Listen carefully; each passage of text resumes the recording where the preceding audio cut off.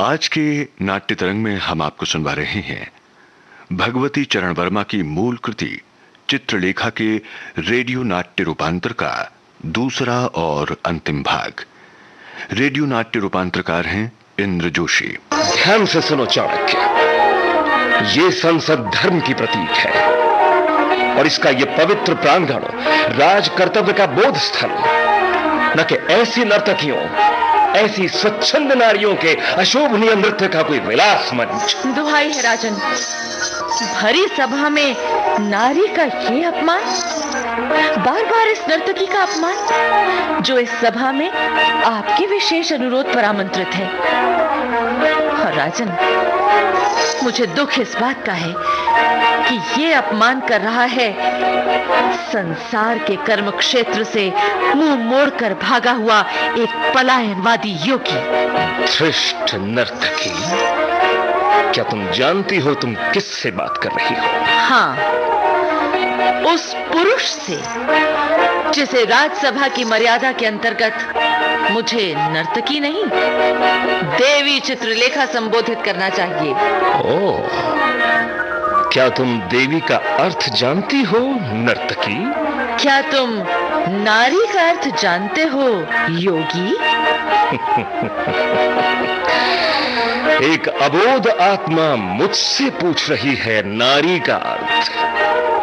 तो सुनो नर्तकी, नारी अंधकार है, नारी अज्ञान है, नारी वासना का मूल है, नारी पतन का कारण है और हर पाप की जड़। समझा तुमने? नहीं योगी, तुम्हारी यह धारणा मिथ्या है, निराधार है, क्योंकि तुम अहंकार से ही नहीं, पूर्वाग्रह से ग्रस्त एक पुरुष हो। नारी के संबंध में तुम्हारा ज्ञान अधूरा है। मेरे ज्ञान को अधूरा कहने का तुम्हारा ये दुस्साहस। धैर्य से सुनो योगी, जो तुम नहीं जानते इस नर्तकी से सुनो। नारी स्त्री शक्ति है, क्योंकि प्रजनन शक्ति है वो, और उसकी पवित्र कोख से प्रकाश पुंज जन्म लेते हैं। वो सर्वोत्तम ज्ञान की जननी है नर्तकी। और ये सुनो योगी, नारी अंधकार है तो उसके अंधकार का, अज्ञान का कारण है अंधकारग्रस्त पुरुष। नारी पतन है तो उसका कारण है पतित पुरुष। नारी पाप है तो उसे पापमय बनाता है पुरुष। क्षमा चाहती हूँ योगी देव, मेरा विनम्र निवेदन केवल इतना ही। राजन को नारी से संबंधित यह वाद विवाद रुचिकर लगा। वो देवी चित्रलेखा के तर्कों से विशेष रूप से प्रभावित हुए और राजन अपनी ओर से देवी चित्रलेखा के सम्मान में ये मुकुट प्रदान करते हैं। देवी चित्रलेखा आगे आए और ये सम्मान ग्रहण करें। चित्रलेखा इस सम्मान के अधिकार में। इस सम्मान के लिए मैं परम श्रेष्ठ राजन की सच्चे मन से आभारी हूँ। मेरा आग्रह है कि मेरी एक विनम्र प्रार्थना स्वीकार की जाए। देवी चित्रलेखा अपनी इच्छा व्यक्त कर सकती हैं। धन्यवाद मंत्री प्रवर। हमारे संस्कारों में, हमारे नैतिक संविधान में एक योगी का स्थान सदैव सर्वोपरि रहा है, रहेगा। अतः मैं अपनी समस्त आदर भावना के साथ अपना ये विजय श्री मुकुट योगी कुमार गिरी के श्री चरणों में अर्पित करती हूँ।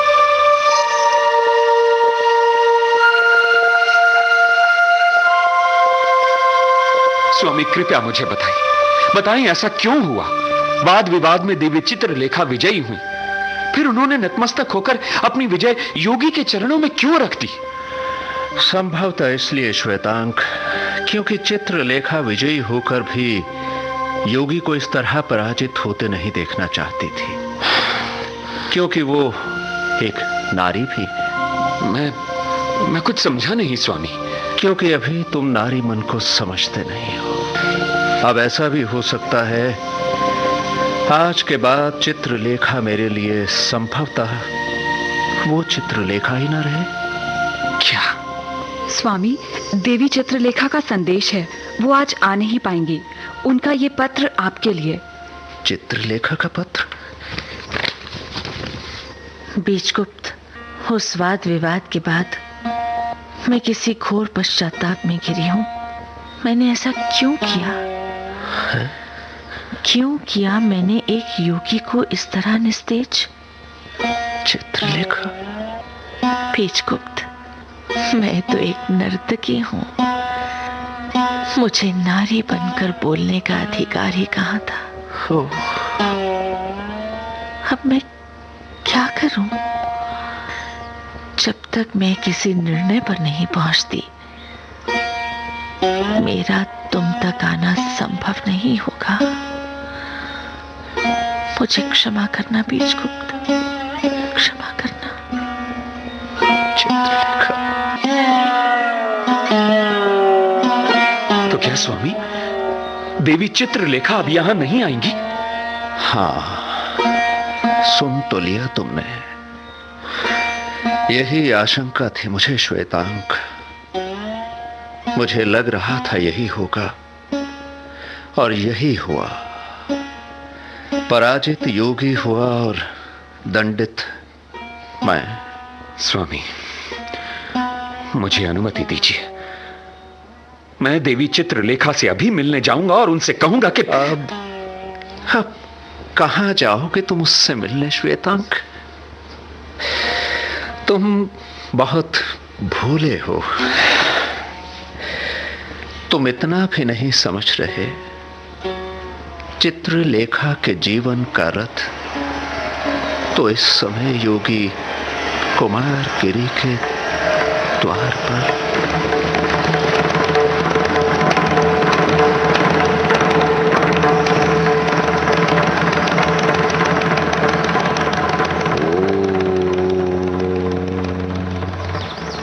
असतो मा सद्गमय तमसो मा ज्योतिर्गमय।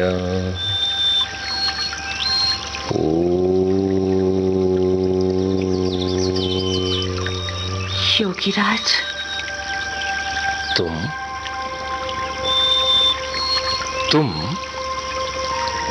तुम यहां? योगीराज, मैं एक प्रार्थना लेकर आई हूं तुम्हारे द्वार। कोई प्रार्थना लेकर, या एक बार फिर इस योगी का उपहास करने?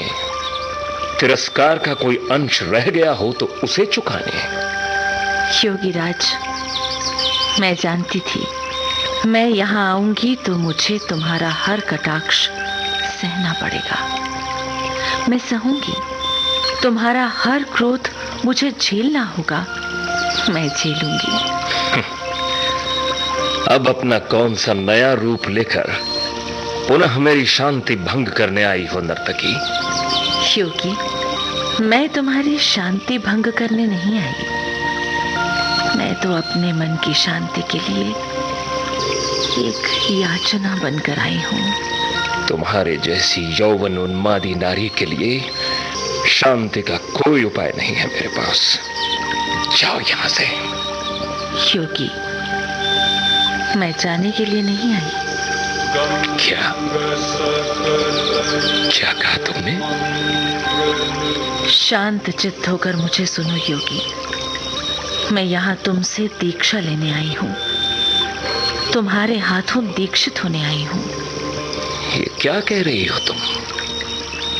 क्या तुम जानती हो किसी योगी के हाथों दीक्षित होने का अर्थ क्या होता है? हाँ योगी, जानती हूं मैं। ये अर्थ समझकर ही यहां आई हूं। बोलो तो कि मुझे अपनी दीक्षा का ज्ञान, एक अधम नर्तकी को पुण्य का नया जीवन दान। बोलो योगी, बोलो। इस संबंध में कोई निर्णय लेने से पहले मैं जानना चाहता हूं, क्यों ले रही हो तुम ये कठोर निर्णय? क्यों चलना चाहती हो तुम इस कंटक पथ पर? योगी इसका कारण जानना चाहता है। इसका कारण मैं स्वयं हूं। मेरा ये जीवन है योगी, एक नर्तकी का जीवन। परंतु इस जीवन में क्या नहीं है तुम्हारे पास नर्तकी? सब कुछ तो है। सुख, सम्मान, वैभव, ऐश्वर्य। नहीं है तो मेरे पास शांति का एक पल। कहीं नहीं मिली मुझे स्थिरता। मुझे मिली तो बस निरंतर एक भटकन। कभी जीवन के इस तट पर, कभी उस तट पर। मैं तुम्हारे मन की व्यथा समझ रहा हूं नर्तकी। कोई भी निर्णय लेने से पहले एक बार फिर सोचो। योगी, मैं तुम्हारे पांव पड़ती हूँ, मुझे निराश मत करना। मैं अपने इस अभिशप्त जीवन में भटकती हुई बहुत दूर से नंगे पांव चलकर आई हूँ तुम्हारी शरण में। मैं अब हर शाप से मुक्त होना चाहती हूँ। मुझे इस शाप से मुक्ति का कोई मंत्र दान दो। मुझे शांति के लिए कोई वरदान दो योगी। मैं बहुत दूर से आई हूँ, मुझे निराश मत करना। उठो, उठो चित्रलेखा, उठो। योगी कुमार गिरी तुम्हें दीक्षित करेगा। बहुत कठिन होगा, फिर भी करेगा। और इससे पहले तुम्हें अपने सभी विगत संबंधों को भूलना होगा, सामंत बीजगुप्त को भी। वो रहा तुम्हारा आसन।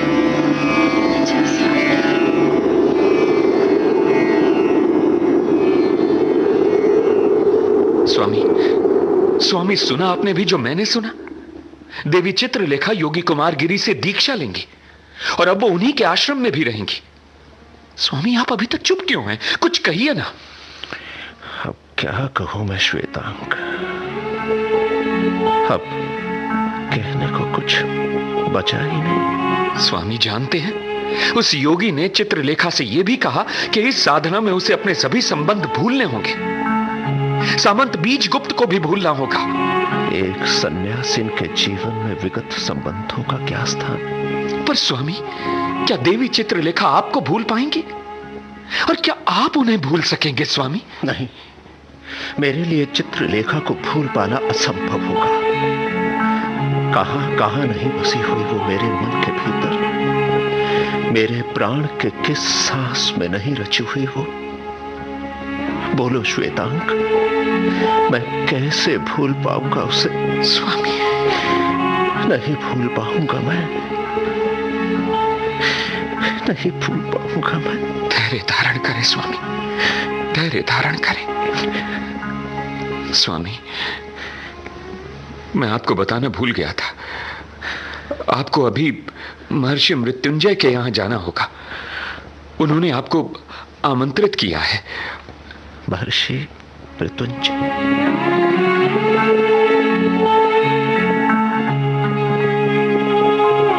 प्रणाम महर्षि।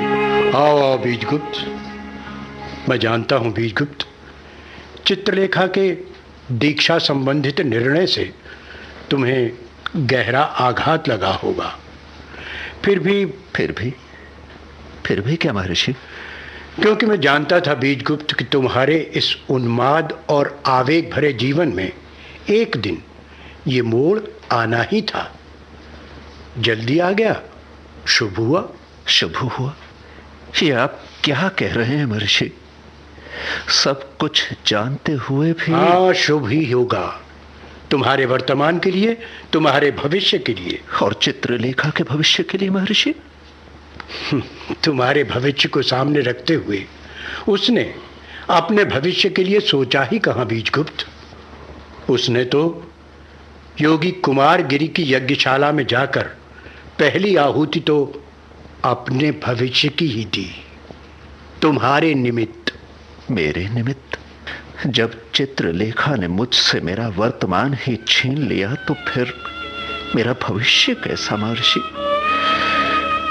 आपको चित्रलेखा का यह निर्णय समझने में कहीं भ्रांति हो रही है महर्षि? कहीं भ्रांति नहीं हुई है मुझे।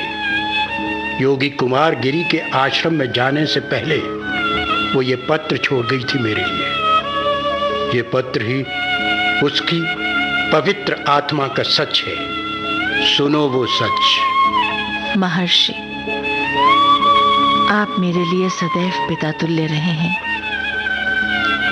मैंने दीक्षित होने का निर्णय क्यों लिया, इस सत्य को जानने का अधिकार है आपको। आप मेरे इस सत्य के साक्षी भी रहेंगे। मैं सत्य कह रही हूं महर्षि। बीजगुप्त के बिना जीना मेरे लिए उतना ही असंभव होगा जितना बिना सांसों के जी पाना। किंतु इससे भी बड़ा एक कठोर सत्य और भी है, और वो सत्य है कि बीजगुप्त के बाहुपाश से मुक्त होते ही मेरी आत्मा मुझे निरंतर कचोटती हुई बस एक प्रश्न करने लगती है। बोल चित्रलेखा, क्या तू इस जीवन में कभी इस समाज के सामने विधिवत रूप में विवाह मंडप में बैठकर बीजगुप्त की पत्नी बनने का गर्व प्राप्त कर सकती है? कुछ बोलती क्यों नहीं चित्रलेखा? नहीं नहीं महर्षि, मेरे इस जीवन में ये तो संभव ही नहीं। मैं तो एक अधम समाजच्युत अभिशप्त नर्तकी हूं। फिर मैं क्यों एक काली छाया बनकर मंडराऊं बीजगुप्त के उज्जवल भविष्य पर? मैं क्यों न छोड़ दूं उसके लिए ये खुला आकाश और ढूंढ लूं अपने लिए उससे दूर एक नया संसार। इसलिए मैं यही सत्य है उसके निर्णय का और मेरे जीवन का सत्य महर्षि। तुम्हारे लिए सबसे बड़ा सत्य यही है कि अब तुम विवाह करो और एक सामंत की गरिमा के अनुकूल व्यवस्थित ढंग से जियो। विवाह महर्षि, जीवन के इस मोड़ पर, इसी मोड़ से तुम्हारा नया जीवन शुरू हो, इसके लिए मैं अपनी ओर से अपनी सुकन्या यशोधरा के विवाह का प्रस्ताव तुम्हारे सामने रख रहा हूं। और क्या महर्षि, तनिक सोचिए, क्या मैं अब विवाह के योग्य रहा भी हूं? क्यों नहीं, हर तरह से तुम योग्य हो बीजगुप्त।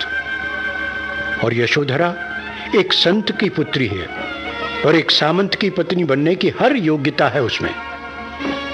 कहो, कोई संदेह? नहीं नहीं महर्षि, इसमें कोई संदेह हो ही नहीं सकता। अब रात्रि भर यहीं रहो, विचार करो, और अब निर्णय तो तुम्हें ही करना होगा बीजगुप्त। अब मैं चलता हूं।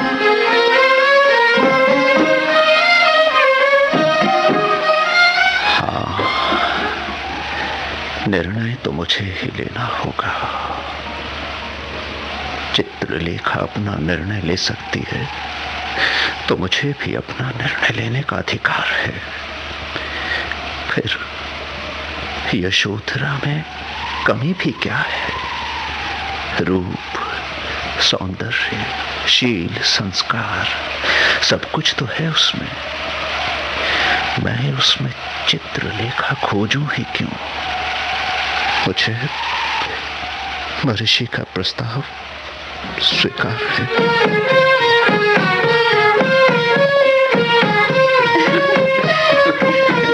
क्या श्वेतांक और यशोधरा एक साथ, कभी हंसते कभी चुप, अब एकाएक गंभीर। मैं भी तो सुनो। श्वेतांक, तुम स्वामी भक्त सेवक हो और इसलिए मेरे भी शुभ चिंतक हो ना। चलो अभी इतना ही मान लो कि मैं तुम्हारा शुभ चिंतक हूं। फिर मेरे महर्षि पिता ने बीजगुप्त से मेरे विवाह का प्रस्ताव रखा है। सच सच कहो, क्या मैं बीजगुप्त के जीवन में चित्रलेखा का स्थान ले सकूंगी? देखो यशोधरा, मैं जो कहूंगा सच ही कहूंगा। मेरे स्वामी तुम्हें सब कुछ दे सकते हैं, अपार सुख, हर संभव सुविधा, हर संभव सम्मान, किंतु चित्रलेखा का वो स्थान संभवतः नहीं, किसी को भी नहीं। यदि तुम्हारे स्वामी मुझे वो स्थान ही नहीं दे पाए तो मैं शेष सब लेकर क्या करूंगी श्वेतांक? और वो स्थान मैं तुम्हें दे सकता हूं यशोधरा। हाँ? मैं तुम्हें मन से चाहता हूं यशोधरा। यदि इसे ही प्रेम कहते हैं तो मैं तुमसे प्रेम करता हूं। मैं तुम्हें पाना चाहता हूं, तुम्हें अपनाना चाहता हूं यशोधरा। क्या सच में श्वेतांक? पर इसके लिए तो तुम्हें अपने स्वामी से अनुमति लेनी होगी और मेरे पिता से आशीर्वाद। बोलो, लोगे ना? अब और क्या सुनो, ये कैसी नियति है मेरी, कैसी नियति है मेरी। जिसे भी चाहता हूं वो मेरे देखते ही देखते किसी और का हो जाता है।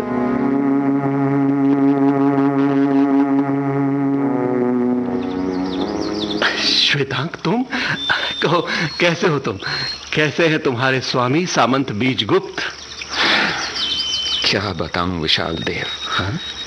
देवी चित्रलेखा के जाने के बाद तो मेरे स्वामी की जैसे जीवन दिशा ही बदल गई।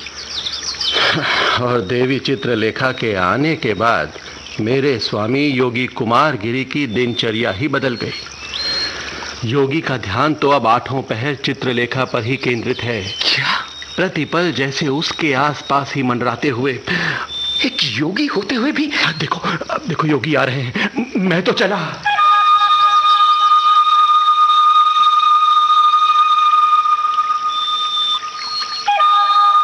मैं तो विरक्ति को ही अपना संबल मानकर साधना के इस कंटक पथ पर निकला था।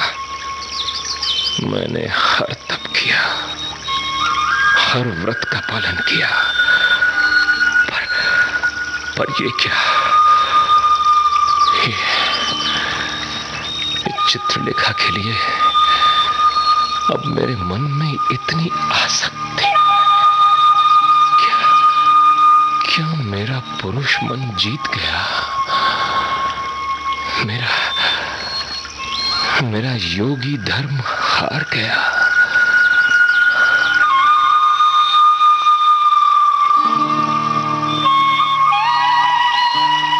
मैं योगी के आश्रम में आकर भी अपने मन को कहां स्थिर कर पाई। इतना समय बीत जाने पर भी क्या मैं बीजगुप्त को एक पल के लिए भी भूल पाई? नहीं। और इन दिनों योगी के आचार व्यवहार में इतना परिवर्तन, मैं तो उसे देखते ही किसी अनिष्ट की आशंका में डूब जाती हूँ। रात्रि होते ही एक अज्ञात भय से कांपने लगती हूँ। हाँ, योगी, तुम इस समय यहाँ मेरी साधना स्थली में? हाँ चित्रलेखा, यही समझो, अब रहा नहीं जाता। एक चुंबक की तरह मुझे यहाँ खींच लाती हो तुम,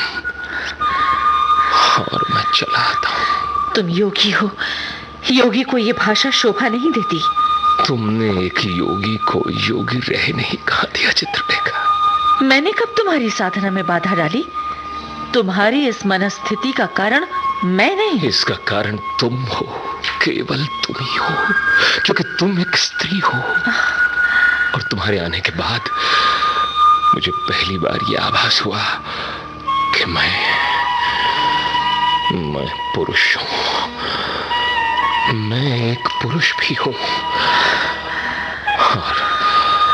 और मैंने पहली बार ये जाना कि पुरुषोचित इच्छाएं, कामनाएं और वासनाएं क्या होती है? बस योगी, बस बस, इसके आगे एक शब्द भी और नहीं। नहीं चित्रलेखा, अब मैं पुरुष बनकर बोल रहा हूं तो मुझे बोलने दो। प्रकृति ने तुम्हें स्त्री का रूप दिया और मेरे आश्रम में भेजा तो मेरे ही निमित्त। अब मेरी इच्छाओं की पूर्ति तुम्हें ही करनी होगी। योगी वहीं खड़े हो अपनी सीमा में। अब यही तो संभव नहीं है चित्रलेखा। विशाल देव यह नहीं है। वो बीजगुप्त और यशोधरा के विवाह में भाग लेने गया है। सच कह रहे हो योगी? हाँ, बीजगुप्त का विवाह? सच कह रहा हूं चित्रलेखा। मेरे जीवन की इस रात को मधुरात्रि बनने दो। विशाल देव नहीं आएगा। स्वामी, मैं आ चुका हूं। आ चुके हो तो देखो अपने स्वामी को। पतन की कगार पर खड़े अपने स्वामी को देखो। पुण्य का दावा करने वाले अपने स्वामी को पाप की सीमा तक जाते हुए देखो। तुम यहाँ कैसे विशाल देव? मैंने तो तुम्हें बीजगुप्त और यशोधरा का विवाह संपन्न होने तक रुकने को कहा था। कैसे रुकता स्वामी? बीजगुप्त और यशोधरा का विवाह वहां होता तो रुकता ना। विवाह तो... बताओ ना, क्या हुआ वहां? क्या हुआ? जब मैं वहां पहुंचा तो वहां दृश्य ही कुछ और था। इस समय कैसा प्रस्ताव मेरे सामने रख रहे हो बीजगुप्त? मेरी पुत्री का विवाह एक सामंत से तो संभव हो सकता है, उसके सेवक श्वेतांक से नहीं। कैसे संभव हो सकता है ये विवाह तुम्हारे एक सेवक के साथ, जिसके पास किसी प्रतिष्ठित कुल का नाम नहीं, परिवार का कोई स्तर नहीं, समाज में कोई पद नहीं? नहीं नहीं नहीं, मुझे स्वीकार नहीं है तुम्हारा ये प्रस्ताव। फिर क्या हुआ विशाल देव? फिर क्या हुआ आप जानना चाहते हैं? हाँ। तो सुनिए स्वामी। सामंत बीजगुप्त ने उसी क्षण सबके सामने श्वेतांक को अपना दत्तक पुत्र घोषित कर दिया और वहीं राज आज्ञा से उसे अपना सामंत पद भी प्रदान कर दिया। इतना बड़ा त्याग श्वेतांक के लिए? हाँ देवी चित्रलेखा, क्योंकि आर्य बीजगुप्त जान चुके थे कि श्वेतांग और यशोधरा एक दूसरे को पवित्र मन से चाहते हैं। और इसलिए भी देवी चित्रलेखा, क्योंकि वो जानते थे कि उनके मन में जो स्थान चित्रलेखा के लिए है वो किसी और को नहीं दे सकते। और अब वो वहां से जा रहे हैं, सब कुछ त्याग कर, सदा सदा के लिए। अभी तो वो वहां है ना? अभी तो वो वहां है ना? अब देवी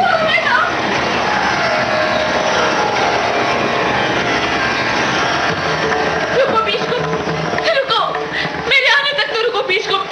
जाने से पहले मुझे सुनते तो जाओ बीजगुप्त। सुनो बीजगुप्त, ना तो मैं नर्तकी रही, ना मैं साध्वी बन सकी। बीजगुप्त, मैं तो बस एक आधी अधूरी नारी रही। रुक जाओ बीजगुप्त, रुक जाओ। तनिक मुड़कर देखो बीजगुप्त, तनिक मुड़कर देखो।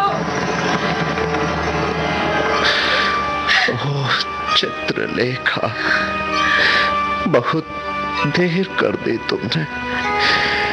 अब तो तुम्हें देने के लिए मेरे पास कुछ भी तो नहीं चित्रलेखा। नहीं बीजगुप्त, कुछ भी। मैं तो अब तुमसे तुम्हारे मन का वो स्थान मांगने भी नहीं आई जो सदा मेरा रहा। मैं तो तुम्हारे साथ साथ चलने का अधिकार भी खो बैठी।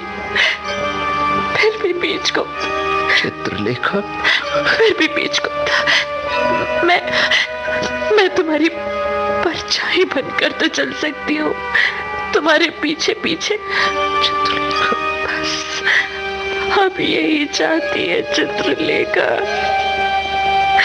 यही चाहती है चित्रलेखा, तुम्हारी चित्रलेखा।